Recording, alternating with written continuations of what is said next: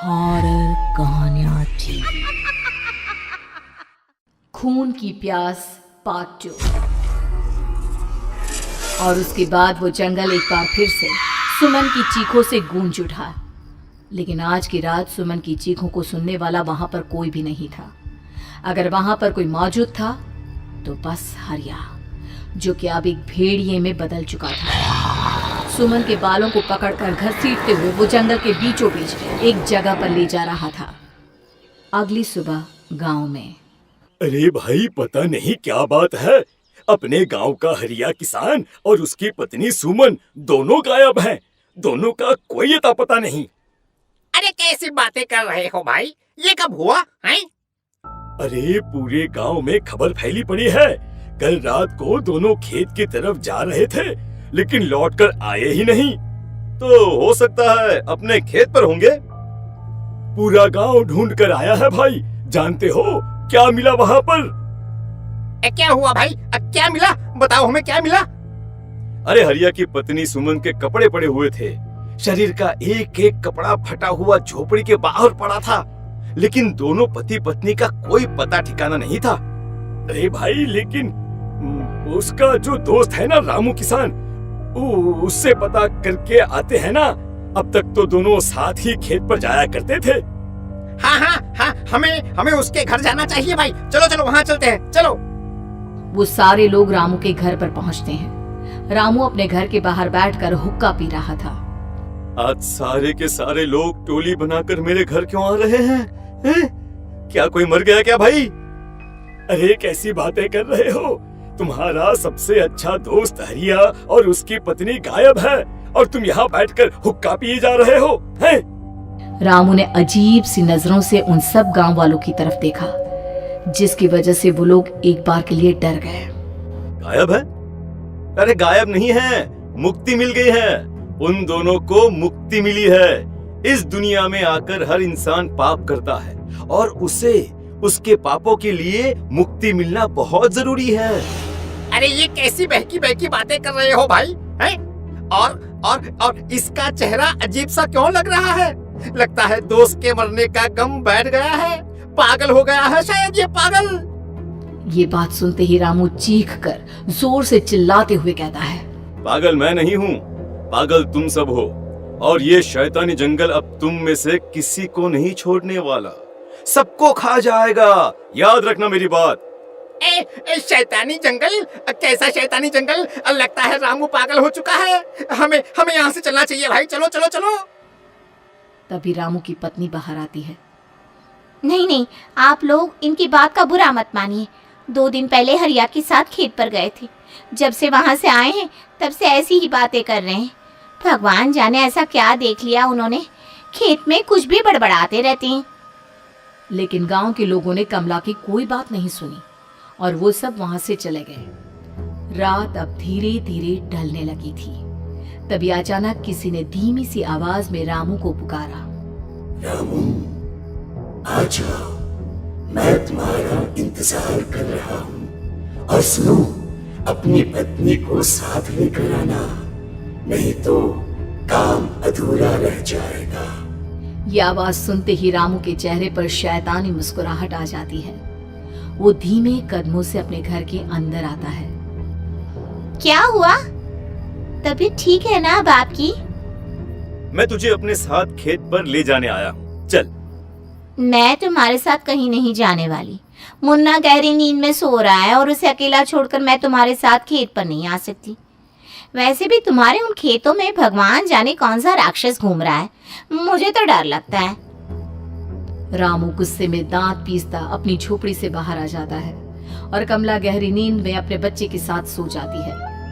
तभी अचानक रात को रामू की झोपड़ी के ऊपर एक साया वही गाना गुनगुनाते हुए घूमने लगता है, जो हरिया के मोबाइल में बजा करता था। मैं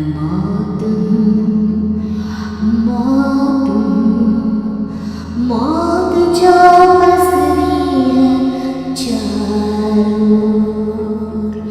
जो आएगी कहीं से भी निगल जाएगी सबको। मैं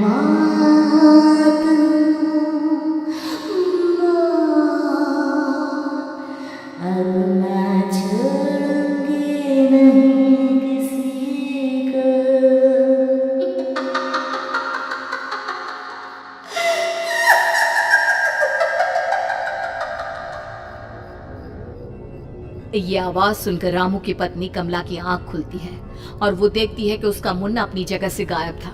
कमला चीखते हुए बाहर दौड़ कर आती है। वहां पर उसने देखा कि रामू ने अपने बच्चे को झोपड़ी के बाहर एक पेड़ से उल्टा लटकाया हुआ था और उसका बच्चा चीख चीख कर रो रहा था। वहीं दूसरी तरफ एक साया बच्चे के ठीक नीचे आग जलाकर उसके चारों तरफ हैवानों की तरफ नाच रहा था। छोड़ दो मेरे बच्चे को। अरे क्या कर रहे हो तुम? शर्म नहीं आती तुम्हें? अपने ही बच्चे को इस तरह मौत के हवाले करते हुए। अपना बच्चा? किसने कहा ये मेरा बच्चा है? अरे ये तो उस रामू की औलाद है, इस गांव के किसान रामू की, और मेरी दुश्मनी इस गांव के हर इंसान के साथ है। क्या? कैसी बात कर रहे हो तुम? और ये औरत कौन है? ये मेरे बच्चे को खा जाएगी। तभी अचानक से उस साया ने एक बेहद खतरनाक दिखने वाली औरत का रूप ले लिया और उसकी आंखों से आग निकल रही थी। सही पहचाना तूने। मैं तेरे बच्चे को खा जाऊंगी। अगर तू अपनी इस हैवान पति रामू के साथ जंगल नहीं आए, मैं तेरे बच्चे को खा जाऊंगी। लेकिन क्यों? आखिर क्या चाहती हो तुम मुझसे? मुझे जंगल क्यों ले जाना चाहती हो? औरत बुरी तरह से ठहाके मार मार कर जोर जोर से हंसने लगी और साथ में रामू भी। ये तो तुझे वहाँ चलने के बाद ही पता चलेगा ना। अगर तू नहीं आई तो थोड़ी देर में तेरा ये बच्चा आग में जलकर मर जाएगा। चल जल्दी। नहीं, मेरे बच्चे को छोड़ दो। तुम जहाँ कहोगे मैं तुम्हारे साथ चलने के लिए तैयार हूँ। और उसके बाद उस बच्चे को झोपड़ी में लिटाकर आगे आगे वो साया चल रहा था और उसके पीछे पीछे रामू अपनी पत्नी के बाल पकड़कर उसे घसीटते हुए जंगल की तरफ ले गया।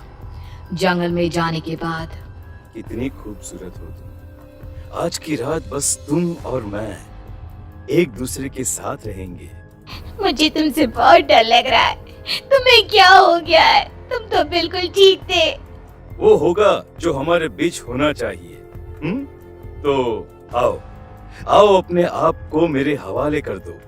कमला ने डर की वजह से अपनी दोनों आंखें कसकर बंद कर ली थी। रामू ने बुरी तरह से चीख कर कमला से कहा, आंखें खोलो अपनी और मेरी तरफ देखो। कमला ने जैसे ही अपनी आंखें खोली उसने देखा कि रामू एक खतरनाक खूनी हैवान में बदल चुका था। कौन हो तुम? जाने दो मुझे। क्या चाहते हो मुझसे?